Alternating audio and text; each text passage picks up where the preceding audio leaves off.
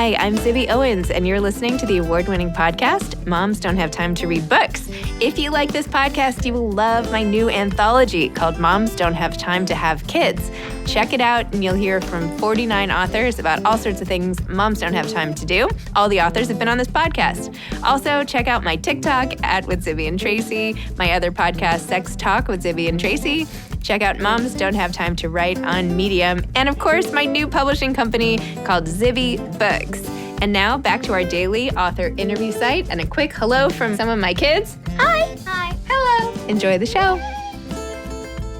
If you like this podcast, you will love my new anthology called Moms Don't Have Time to Have Kids. Here's a little snippet by one of the authors from the anthology. Hi, my name is Amy Agresti, and I'm thrilled to have contributed to Moms Don't Have Time to Have Kids.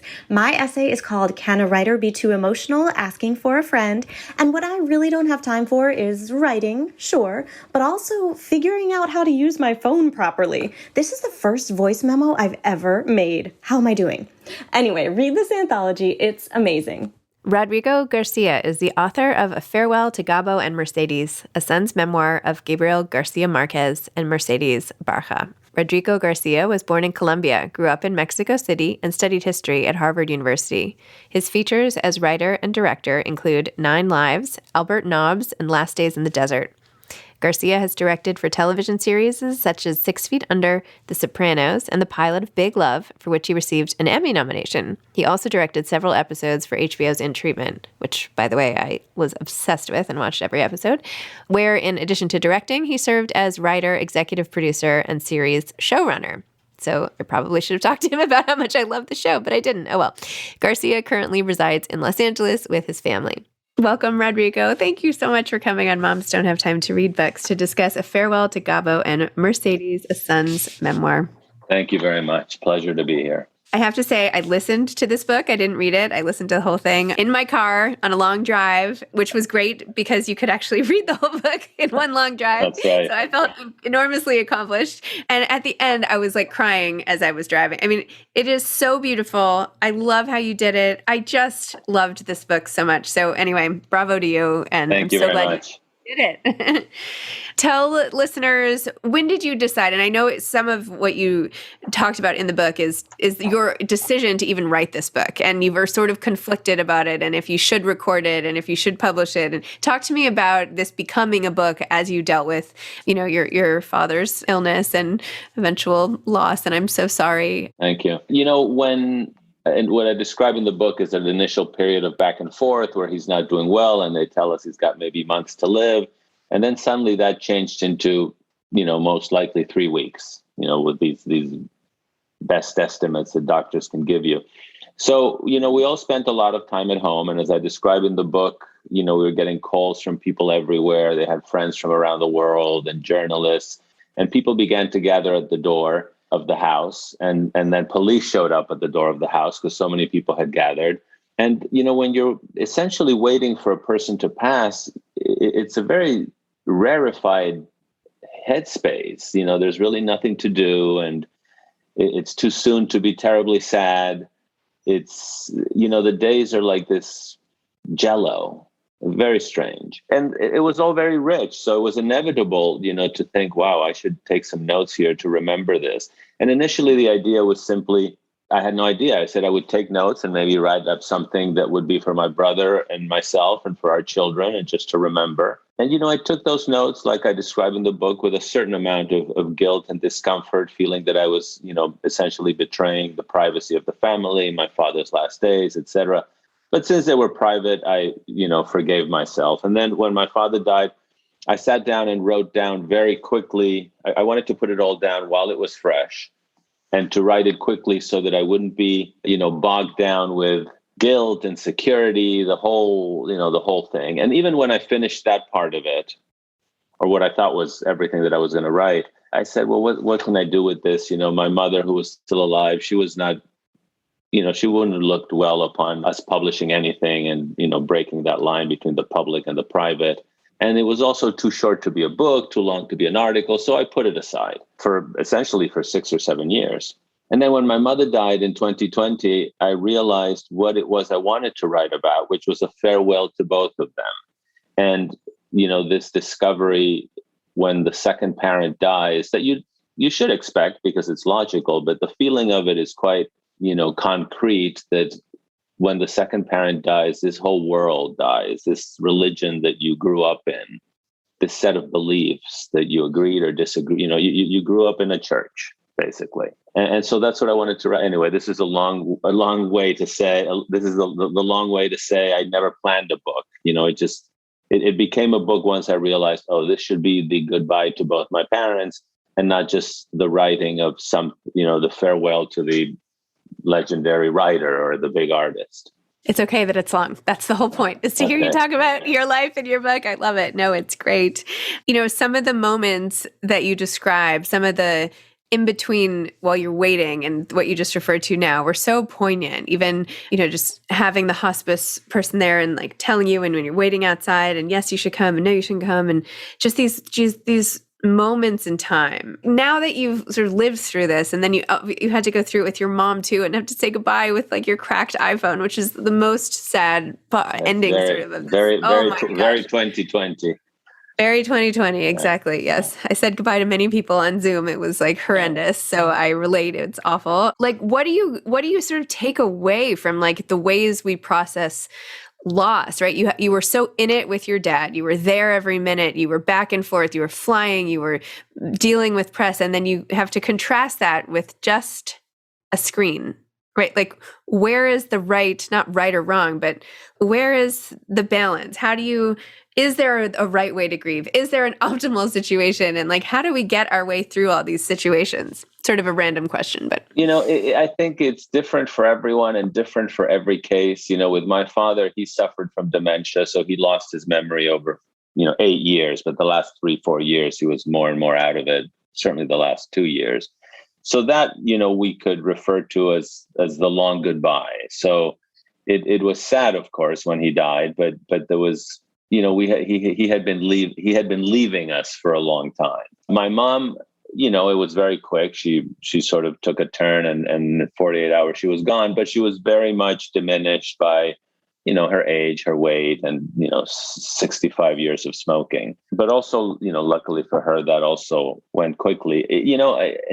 I'm sort of stalling to answer your question because, it really didn't dawn on me that my dad had died till the anniversary, for example. Mm-hmm. Even though we went through all that and all the sadness and all the mixed feelings and all the public stuff. And even by then I'd written a book that was basically in a drawer. But it wasn't until the anniversary when I thought, oh, wow, that happened. Incredible. And with my mom, it's been more, I think about it every day. It's been a year. And, you have these thoughts and feelings that are a little, I feel that they're in some ways more present than ever. I feel that they become giants after their death. And this is not to idealize them, because bad parents, as you know, can also be huge giants, and dead parents and parents you never met, parents who left you. And biological parents that you may not have met, they can be huge, huge presences in your life. And I think because my mom was very present, very conscious, throughout her last years, her brain was intact. I'm a little closer to her right now. But I don't really have an answer for you. I think it surprises you. I'd been doing well. And then in the last 3 or 4 days, for reasons that I can't imagine, I was thinking about her all the time. So I don't know. I think for every person it's different. Some people, cry their heart out and move on. Others cry their heart out 2 years later. Others, never have the feelings, and then they go out and beat up some people in a bar. It's because, at the heart of it is a notion that is totally normal and that we mostly accept, but that is absurd, which is that life ends. And a person that is no longer. I mean, this is so evident. I'm sounding like an idiot, but when you're not. You're not at all. But when it has happened to you, you're like, wow. I mean, I remember, when I walked into the room and my dad had just died, I thought, wow, that was so easy. I'm not saying it was easy for him, easy for us, but it really is like turning off a light, like crossing a door, like going through a veil, and yet it's everything. So, the part of you just can't wrap your mind around it. There must be a reason. Maybe that's the way it was programmed, Well, yeah. Like if we, I don't. And we must live in denial of it. Otherwise, how do you get out of bed in the morning? True. Well, in addition to, your really interesting and thoughtful, writing about loss and grief, there's a lot also about being in a public family and how much to keep private, how much to expose, and sort of growing up in that way. And I'm curious about your own career and, this book aside, even with like your whole film career and everything, like how you get out from sort of the shadow of somebody who's super successful and growing up with that and making your own sort of way in the world. Tell me a little about that aspect, if you don't mind. Well, I think there were two facets to it. When we were kids, my dad was not known until he wrote 100 Years of Solitude, which came out when I was 8. And that was a phenomenon of a book. But, we lived in Mexico and some years in Barcelona with what was essential a very middle-class life. I mean, yes, everyone we knew were, artists or people who worked in advertising because they were artists making a living. My brother and I didn't know a single business person growing up. Not one, nobody in business. And, so that even when we lived in Spain and his reputation through the book and throughout the world as the book got translated grew, we were still fairly protected. It was, after all, the late 60s and 70s, and he was a writer. He wasn't the rock star. He wasn't the soccer star. And this was, of course, way before the internet. I think people have forgotten what fame was like back then. We knew very little of how people lived. We often didn't even know where they lived. So that was okay. I mean, obviously, as you get older, 17, 18, 19, and you start to think about the future, then, you have as a reference someone who's very successful. And I think for children of very successful people, the risky thing is that a part of you, unconscious, even if, conscious that that there are no guarantees that you will have as much success, there's a part of you unconsciously, just because of the way you grew up, that says to you, this is going to happen to me too. And it's a little voice that you ignore. And then as the years go by, it doesn't quite happen because, it's very hard for lightning to strike like that. And I've been lucky with a good career. I mean, there's been people who have had extremely frustrating, careers after their parents had, enormous careers. But after he won the Nobel Prize in 1982, then I think his fame, definitely multiplied, and he was more recognized everywhere. And then, but by then, I was out in the world. I was out of college. I was finding my way. I mean, it would be crazy to say that, his fame and talent didn't hover over me. It did. But I always had this feeling that, everyone, and artists included, everyone has baggage that they need to deal with. My baggage was very acceptable. Yes, there is the ghost of the great artist, but I also had a good father. There are people who have a terrible father who may be a great artist or not even that. So for me, all in all, in the balance, my father was very family oriented. He always worked in the house, as I describe in the book. He worked every morning from 9 to 2. And, we had lunch together every day. It wasn't some jet setting lifestyle. I remember once there was a girl who was in high school with us, with my brother and I, and she came to eat lunch at the house one day. And when she got home, her mother said to her, "Oh, you met the author. What was he like?" She said she thought about it for a moment and she said, "Oh, well, he was this man eating soup." Because we were seated in the kitchen having lunch, eating soup. I mean, it's not all, diamonds. So to make a long story short, it's always been a mixture. Yes, the success was the stature that, like I say in the book, the biggest difficulty is that it creates many different Gabos. Some are my dad when I was little, my dad when I was a teenager, my dad when I was a grown-up. Some was the dad at home. Some was the very famous dad. Some was the super famous dad. And when people say things to you like, oh, I remember now, yesterday, someone said to me, I remembered yesterday that someone once said to me, how does it feel that your dad is one of the great authors of the 20th century? I was like, make that a double vodka, please. It's crazy. Someone sent me a tweet yesterday, just to give you an idea of the things that sometimes sort of, remind you of the stature of things. Someone sent me a tweet yesterday that Mia Farrow tweeted. And she said, what is the best novel you've read? Not including 100 Years of Solitude. So it's like, okay. It's like, wow, this is this. So anyway. Wow. And you described in the book the trance-like state that your dad would get into while writing. Tell me a little more about that. You said like you would talk to him and say, you're not even like hearing me. And he would just kind of look through you. Yeah, it is. And I say that in the book, he's, his concentration, I suffer a little bit from attention deficit. So for me to watch that now, he would really go there and become totally entranced. You would walk into his office, especially when I was a kid, when he was still smoking. He quit soon after. He'd have a disgusting ashtray full of cigarette butts and a cigarette going and another one going in the other hand, writing at super speed with basically 2 or 3 fingers because he never had any. That the sound of the typewriter is one of the musics of my childhood. But yeah, you'd go in there and say, Mom wants to know if we're going to go to this thing tonight or not. And he'd look at you. What do you think? And then you'd leave. And he'd stay there and finally he'd turn around and keep writing. So, I did grow up thinking that with that level of concentration, one could achieve anything. It was just so focused. And then to cut, and then to cut it, and then to shut it off at 2 p.m. and, to try to rest his brain, he would force himself to do that. Part of ADHD, though, is this hyper focus. I'm well aware of. Yeah. You get so into something and you like everything else just fades away. Yeah, no, I have the other flavor, which is after 10 minutes, I have to change the channel of my life.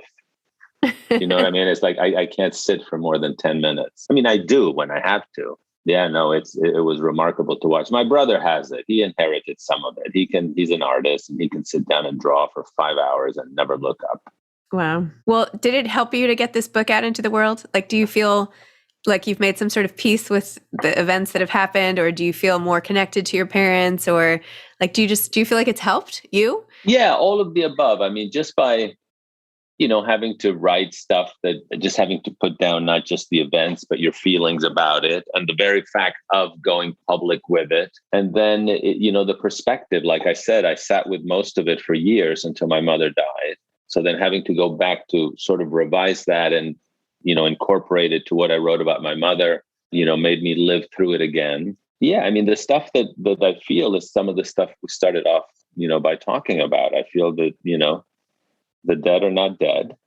Even, I'm not a religious person, but that's what I feel, that the dead are not dead and that they become these big figures and you do understand them more. Doesn't mean your frustrations, your angers with whatever issues are not there, but you do understand them more as people. You forgive them more. You wish you would have known them better. And also, I have to say that as sad as my parents' deaths were for me and for my brother, for all of us, for their grandchildren, they were very sad. That was very pleasing to see. And it sounds like a contradiction, but, it was lovely to see how much it meant to my brother's children and mine. But, they did die. They were both 87 when they died. And there's a difference between seeing a life cycle lived is sad, but it's not tragic. It's not people dying young in accidents or by, with brutal diseases. They did live extraordinary lives and they had as many years as anyone can hope for. So one of the hardest things, I mentioned this because you said you heard the book in the car. One of the hardest things were recording the audiobooks, which I did in Spanish and in English because, reading, rereading. And then when it went out to publishers, there was a little bit of editing and back and forth and correcting proofs. And so there was a point where I was so done with the book. I just couldn't face it anymore. And then they said, oh, you're going to do the audiobooks. And I said, oh, yeah, I love audiobooks because I do.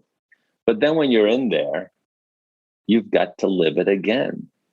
And there's a director in your ear that says, have you done audiobooks? I have actually. Yes. Yeah. I mean, it's much more work than people think, and they won't let you off the hook. Sometimes I would just sort of like read through something that I didn't want to be reading.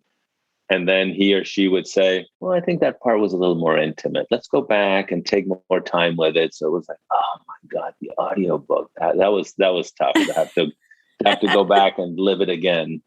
Yeah. Yeah, I've been struck by so many authors find that to be super emotional. We're having to live through it by recounting it, right? Because we've already relived it by writing it, and now you have to say it, and it's like this whole other immersion. And I don't know. And I think even if you're reading a fiction book, or all authors are in their fiction, so you have this sense of nakedness if you really read it like it should be read, like you feel it.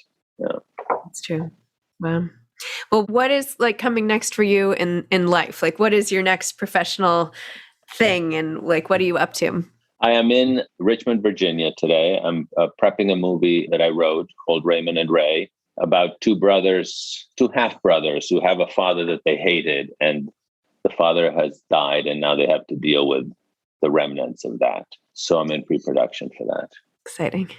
My husband is actually in pre-production for another movie in LA. And I'm like, this is like the most endless process, anyway. So I feel like I'm getting every day his schedule. And now I'm finally seeing what that really means. Yeah. Is a movie he's producing or directing? Movie he's producing. Mm-hmm. Movie he's producing. So yeah, it's a lot of work. And then of course, in the middle of the COVID protocols and the COVID this, but as I always like to remind myself, when you're a film director, it's grotesque to complain. It's a super privileged profession. So no complaints. Awesome. Just one final question. What advice would you have for aspiring authors? Well, I am really not an author in the sense you are though. No, but not, you know what I mean? I've written screenplays and pilots for TV. First of all, do it. Sit your ass down and do it. And then, reach the last page of your draft. This is something I say to screenwriters also. The objective of your first draft is to reach the last page. The things that are learned about writing and about your book or screenplay by reaching the last page can only be learned by reaching the last page. So many people start writing something, and then when things get tough in the middle of it, they say, oh, I have a better idea for something else. So I would say, get to the end. Then you can look at all of it, and good, bad, or ugly, it's going to teach you a lot about your rewrite. Good advice. Very good. Amazing. Well, thank you so much, Rodrigo. Absolutely. Thanks for having me. Really loved it. And thank you for coming on. Well done. Thank you. Okay. Have a great day. Bye-bye. Bye. Thanks for listening to this episode of Moms Don't Have Time to Read Books. Don't forget to follow me on Instagram at Zibby Owens and at Moms Don't Have Time to Read Books. Also sign up for my newsletter at zibbyowens.com and sign up for my virtual book club and meet lots of authors on Zoom every other week. Thanks so much to Steve and Ryan at Texture Sound for the sound editing. And thank you to Morning Moon Productions for providing this fantastic intro and outro music.